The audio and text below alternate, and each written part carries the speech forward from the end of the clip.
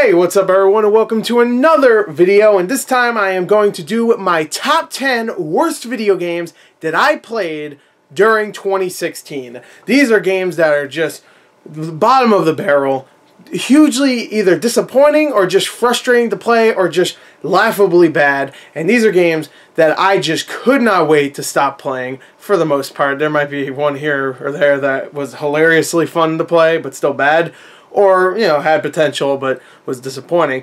But for the most part, most of these are horrendously bad, and I couldn't wait to stop playing them. So let's get to it, because I want to do a bunch of top 10 lists, and I want to do my Gore Awards things for video games, where I talk about like best graphics and best whatever. So let's get to it. Top 10 worst games. Let's do number 10. My number 10 is a game that I wouldn't consider really terrible, but I had to put it on this list because of how much of a disappointment it truly was. It was a colossal disappointment, especially since we've been waiting since 2013 for this game. For this to be this disappointing, it has to be on the top 10 worst. Again, it's not a terrible game, but it has to be on here. My number 10 worst is No Man's Sky. I thought this game at first was really good. I played the first few hours. I was like, wow, this is really cool. I'm exploring the world. I'm collecting resources and stuff, getting my ship to fly. I'm going up into the atmosphere, and I'm in the solar system. I'm cruising around in this galaxy. I'm going to planets. It's really, really seamless when you're going into a planet. But after about 10 hours, you realize there is not much else to do. And my God, the lies that this game, that Sean Murray and everybody at Hello Games provided throughout the years, all of the lies, like you can join up with clans and you can join up with friends if you can find them, and every spaceship will look different even though they don't at all. Just all these lies. They're lies. They were lies. Maybe something happened during the development where they're just like, okay, we developed it, but for some reason we can't get it to work right, so let's ditch it or something. I can kind of understand that, but still, so many things that Sean Murray and everybody from Hello Games said that was going to be in the game, most of it wasn't, even when they were still showing us that it was in trailers and gameplay demos and stuff like that from years and years.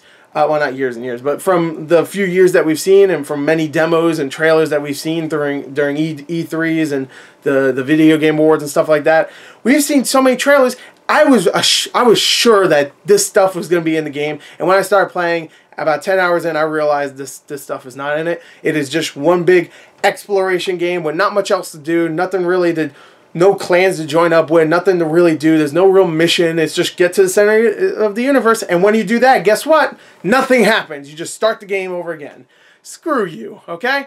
It's not a terrible game. It works for the most part, and it's really, really impressive beginning to what could possibly be a great franchise. But right now, no, it's like an early access game that we had to pay $60 for and wait 3 years for. So that's why it's number 10. Number 9, and this is only here because of the insane lack of value you're getting for $40. This is PlayStation Worlds. I had to put this here just because most of these games are not exceptional. They're not even really that good. The only thing here that's really good is the London Heist. Sure, some of the other games have some cool little VR stuff, and it's a nice introduction to VR, but when you have to pay $40 extra after getting your PlayStation VR, that's insane. Now, of course, you can get this with the bundle, even though I think this should have came with every single PlayStation VR. You can get this with the bundle, but I have to look at it as its own game, which it is. I can't just, you know, discredit it. I mean, look at stuff like Battlefield 1 and all these other games that are getting bundled with Xboxes and PS4s. You know, those are getting bundled with those. So you still critique them on their own merits, and I have to do it with here, where most of the games are not exceptional. Most of them are pretty boring for the most part. The London Heist is great, but it's only like 20 to 30 minutes long. Sure, it's highly replayable because of how awesome of an experience it is, but even after a year, we're going to have so many other experiences that we'll just forget about the London Heist. We won't forget about that $40 we had to freaking spend on just playing about 2 hours, maybe 2.5 hours of content here. It is a poor value, and that's the reason why it's number 9. Just like No Man's Sky, it's a poor value. Huh? At least they didn't lie about this one, though. But still, this is number 9. This is definitely worse than No Man's Sky. So there you go. My number 9, PlayStation Worlds. Number 8, Ben-Hur, the video game. Now, if you do not remember, there was a Ben-Hur remake that came out a couple months ago that bombed completely, didn't do well, no one liked it, and people forgot about it.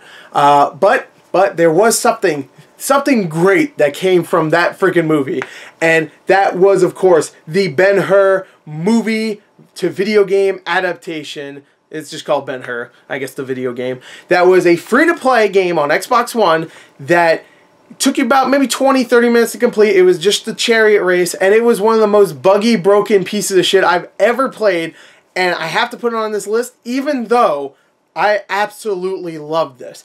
I didn't need to spend a single dollar on it. It downloaded quickly, so it didn't even waste much of my time either for downloading it or playing it, because about an hour after I downloaded it, I beat it, and this game was hilarious. You can watch my shit games done quick that I did with a couple of friends of mine. You can watch it. You know, I'm going to put a clip in right here.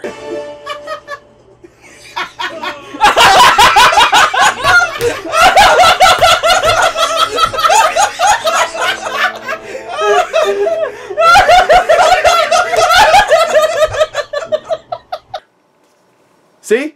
Wasn't that hilarious? This game was hilarious, and I highly recommend playing it. But man, was it fundamentally broken. It was a shitty tie-in. Some of the worst graphics you'll ever see in your life.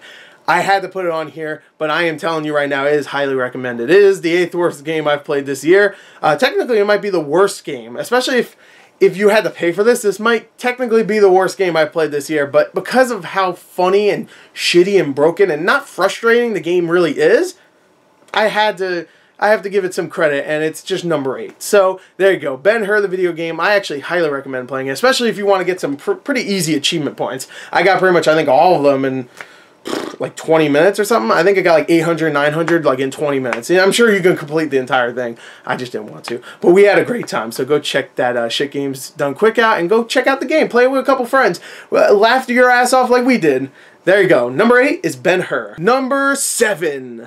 Alkynes Gun. Now, I remember doing a Gore Plays for this game earlier this year. It is a Hitman clone to its most bare bones, I would say. Alkynes Gun is a game that has a unique premise. It's pretty much Hitman, except in the Cold War. You play as a Russian spy, and it's a decent little premise for the most part, but it just, kind of like Ben-Hur, is pretty broken when it comes to AI and even the gameplay and graphically and just even the lighting. Like, there's so many things, the controls.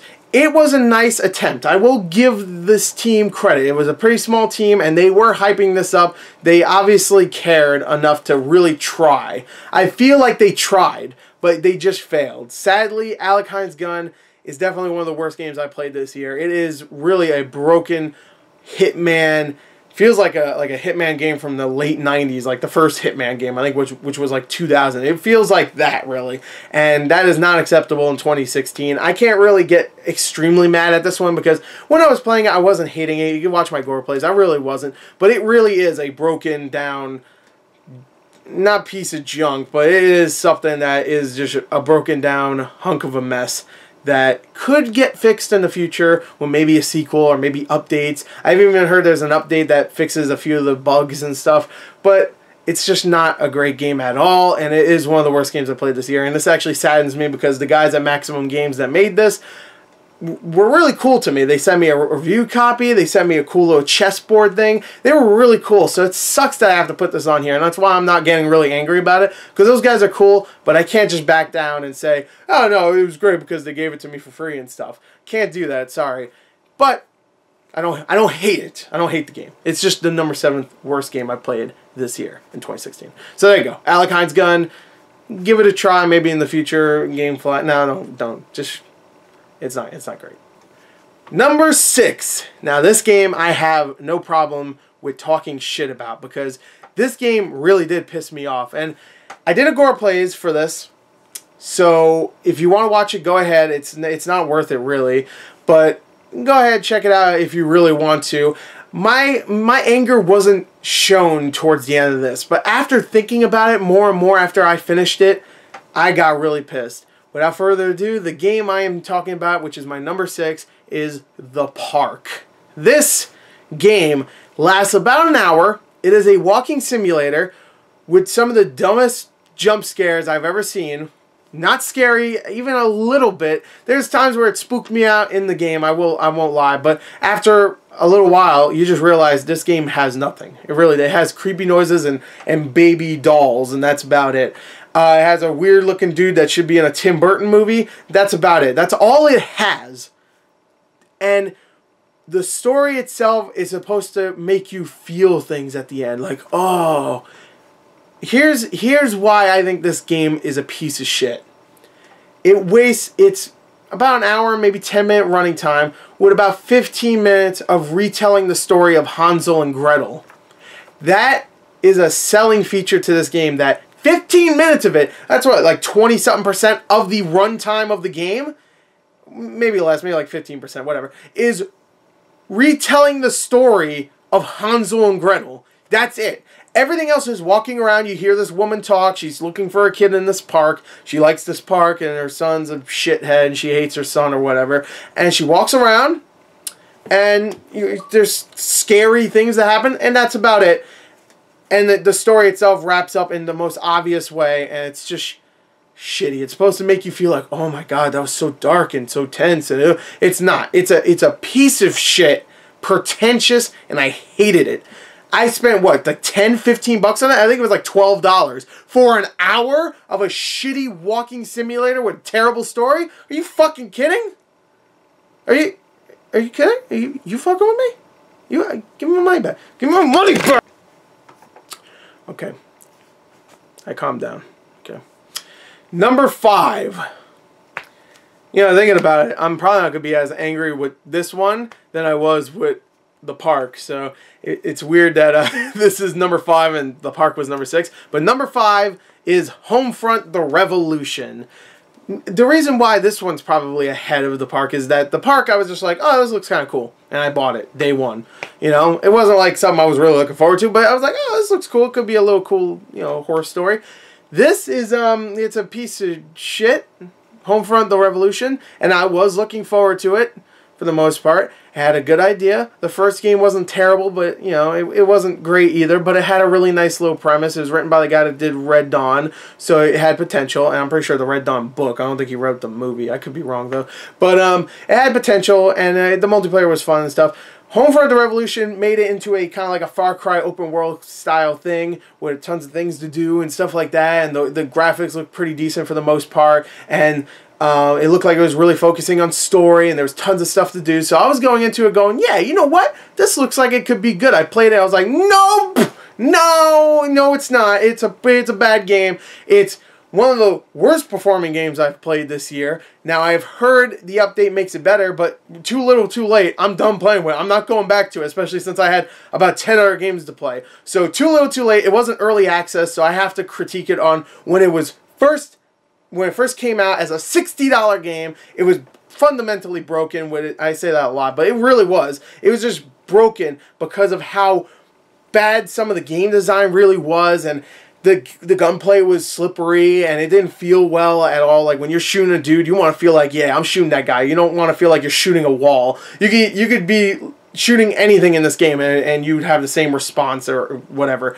It's just not a good game. It doesn't even really look that great. The open world stuff is a little frustrating because just out of nowhere, enemies will pop up and just kill you instantly. So the game really does treat that revolution thing seriously, because in the beginning, you are really by yourself and you have maybe some teammates here and there, but for the most part, you are going to get killed a lot, and it's really frustrating, especially since the gameplay isn't even satisfying. So it's just not a good game at all. Maybe it's fine now, but still, even with like the frame rate being better and the glitches being solved, the AI is still broken most likely, and the gunplay is still unsatisfying, and the multiplayer is still shitty, which the multiplayer is not even regular competitive multiplayer. It's like a horde mode thing. Can we just stop? If you can't think of a good multiplayer for your game, don't make multiplayer, okay? Focus on the single player. There you go. Just do that. Screw that multiplayer that you did, that you shat out in probably a week. Use that week and fine-tune the game. There you go. I would rather you just fix some of the bugs than have me play a multiplayer I will never play. So, there you go. Homefront The Revolution is number 5. Number 4. Mighty number 9.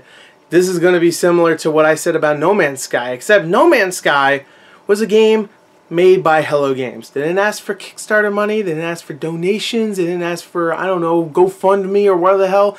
They just made a game that was going to be just giant. And it failed, but it had some promise. Comparing that to this is almost an insult, because this asked for, admittedly, like, what, $500,000? It didn't ask for what it got, but it got way more than that. And I'm sure everybody at the team for, you know, Mighty Number 9 knew they were going to get way more, because people want to see a new Mega Man. So they got almost $4 million. $4 million, and probably more after donations and stuff like that. And I know they did another Kickstarter for like an anime or something like that. I think maybe it got shut down. Maybe they didn't, you know, succeed. I don't even remember. But it cost a lot of money to make this an upper echelon Xbox Live indie game. Like one of the Xbox Live indie games that makes you go, you know, this could kind of be an Xbox Live arcade game. I mean, it still wouldn't be great, but, you know, it's got the look, kind of. That's what we paid for. Luckily, I didn't pay for it. I paid for the game. I didn't pay for anything that is involving the Kickstarter at all. And man, did I waste my $20. This game should have been $10 the most. Should have had maybe a few more months in development. You know, it should have just been canceled, and everybody should have got their money back. Because this game is just really just not fun. It's not broken. There's some good stuff in it. The dash is pretty good. The new abilities you get are kind of cool after you beat a boss. It's pretty much Mega Man. It's a clone of Mega Man. So everything you expect from Mega Man is in this, except the personality, fun graphics, colorful graphics, anything like that. You don't really get that in this. You get some really bad graphics, actually, and poor designs for even some of the bosses and stuff. It really does feel like a clone of Mega Man from someone that is just not good at making games. And as you can tell from Recore as well, these guys are not great at making games. So yeah, Mighty Number 9 was a huge disappointment, and comparing it to No Man's Sky is really embarrassing, considering this cost $4 million. No Man's Sky probably cost more than that, but they didn't ask for fucking money from fans. Like, yeah, look, it was a small independent developer. 8 people for Hello Games. We're just like, we're gonna make this game, you know. I'm Sean Murray. I'm all shy and stuff, you know. It's just a little game we're making, you know, whatever, little team. And they got Sony's attention, and yeah, that's how it's done. This is not how it's done. We're just like, it's like Mega Man. We got the guy that made Mega Man. Inafune, he's here. He's here. He's gonna make Mega Man with us again. Except it's Mighty Number 9, not Mega Man. It's not good. It's not good at all. But Inafune said that it's gonna be good, so it has to be good. Oh, please buy our game. Give us money for a Kickstarter. We have hookers to pay. So yeah, there you go. Number 4 is Mighty Number 9. Number 3, and this one hurts because this game took 2 of my favorite things and combined them together, which was Teenage Mutant Ninja Turtles and Platinum Games. Of course, I am talking about Teenage Mutant Ninja Turtles, Mutants in Manhattan. Oh, I was excited for this game. I really was, especially since Platinum Games did such a great job with reviving a classic cartoon from my childhood with Transformers Devastation and making it a great little action game. It was my favorite action game of last year. I gave it my favorite action game of last year. I loved it. I really did. It was a fun game. Not too long or anything. It was like a good 4 or 5 hours long, but it was so much fun. Never got repetitive. Was beautiful to look at. This game is nothing like that. I don't know what happened. They got the Z team to work on this. Probably the same team that worked on the Legend of Korra game.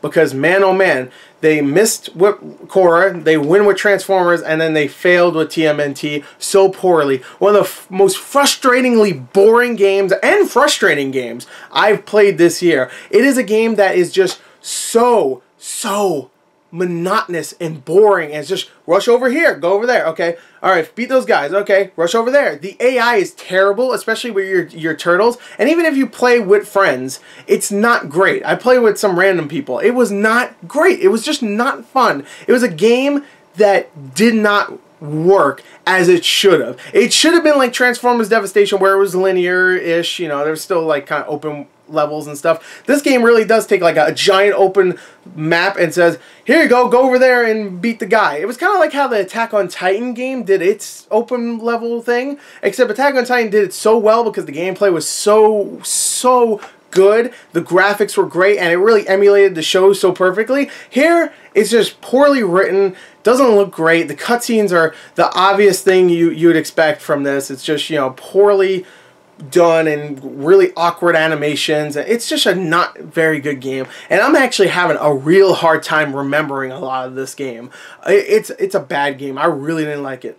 I really didn't. It's just a bad game. Platinum failed with this one, so they have 2 black horses on their resume. Actually, does that make it black horses? Dark horse? I mean, no, dark horse. They have bad stuff. Bad stuff. So that was my number 3, TMNT, Mutants in Manhattan. But go check out Transformers Devastation, because that game is great. Star Fox Zero also wasn't very good. Oh, Platinum. They have 3 marks on there. Very, very nice resume. Now we get to the final 2. And my number 2 worst game of 2016. Oh. I did a shit games done quick for this one too. And it was all by myself. I had to endure it. This game is supposed to be funny. Like, ooh, oh, I made a game that's broken and shitty and terrible looking. Ooh, look at me. I'm going to charge $10 for it. The game I'm talking about is Soda Drinker Pro.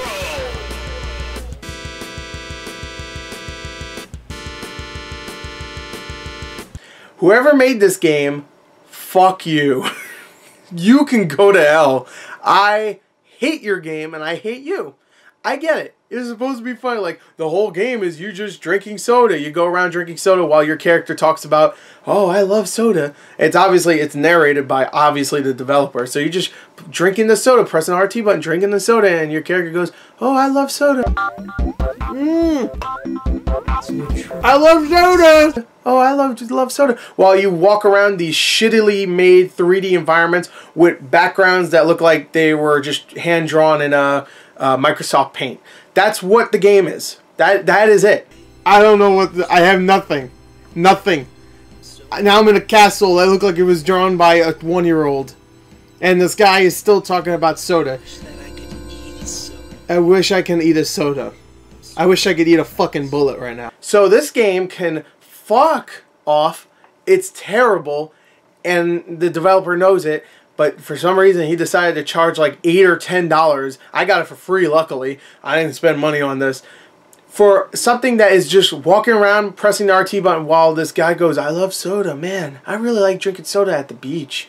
I like soda. Fuck you.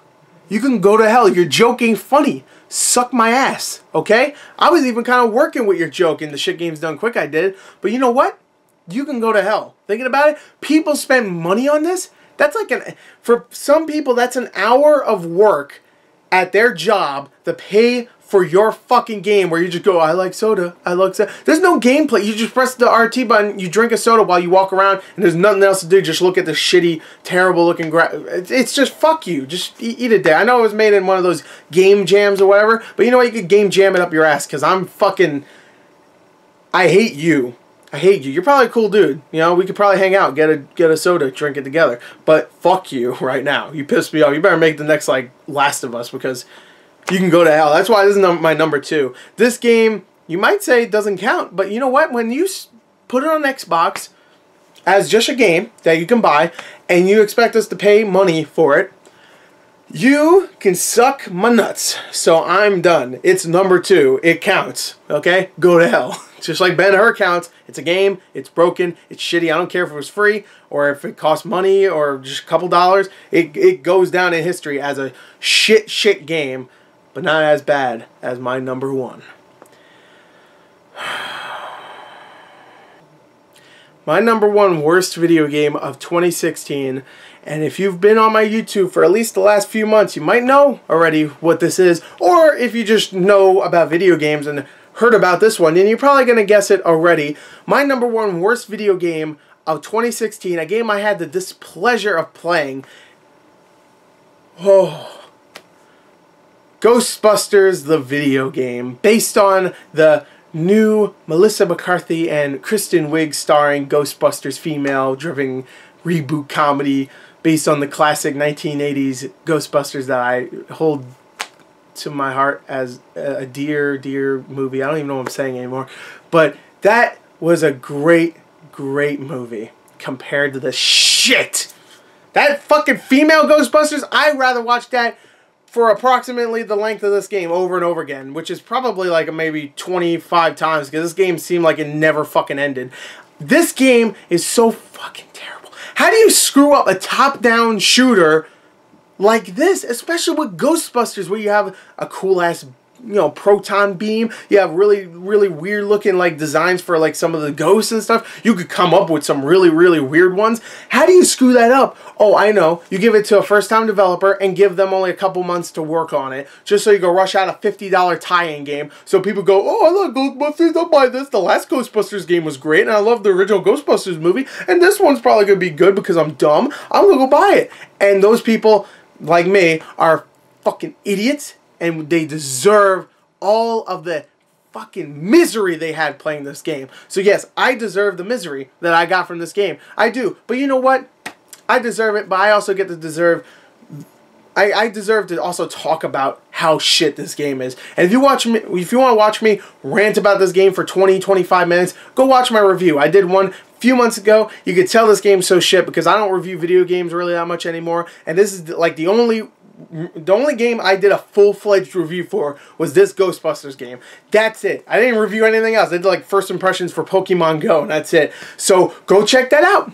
It is one of the worst things I've ever played. It is a top-down shooter that is probably the most mundane, boring shit you've ever played. It doesn't even look or feel at all like Ghostbusters. Even when you're using like your ghost traps and your proton packs, it does not feel like Ghostbusters. It feels like a low-grade indie game that they took, spruced up, put some fucking, I don't know, proton packs on the backs of some of these really generic characters, gave them terrible puns to say during the cutscenes, and just threw it out the door and said, yeah, there you go, that's great. We're making some shitty twin-stick shooter anyway. We'll just put some Ghostbusters skin on it.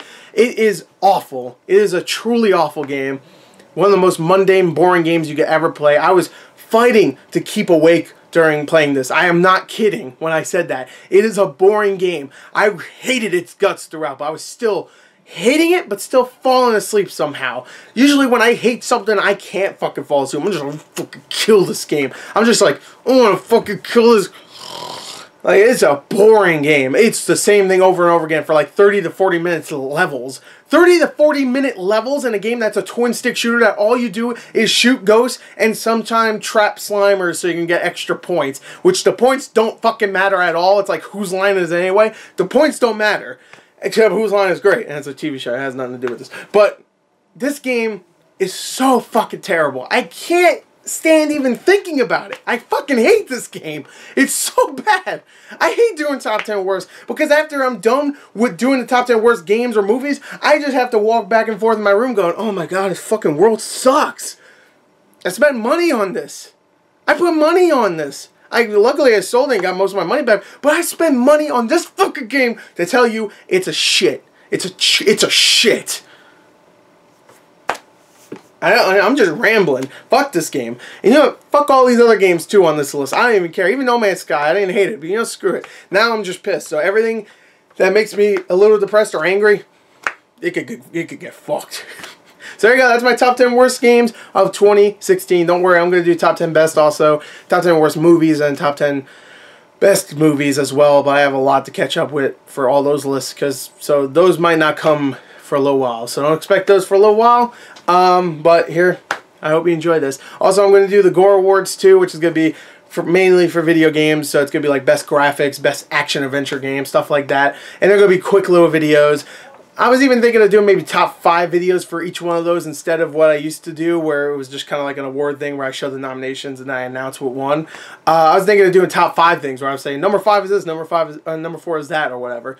But if I do that, it'll be quick top 5s, like maybe not even 5 minutes long. So I hope you enjoyed it. Thank you. And of course in the comments tell me what your least favorite game of this year is. I'm sure it's at least one of these games because I can't think of anything else that's really terrible.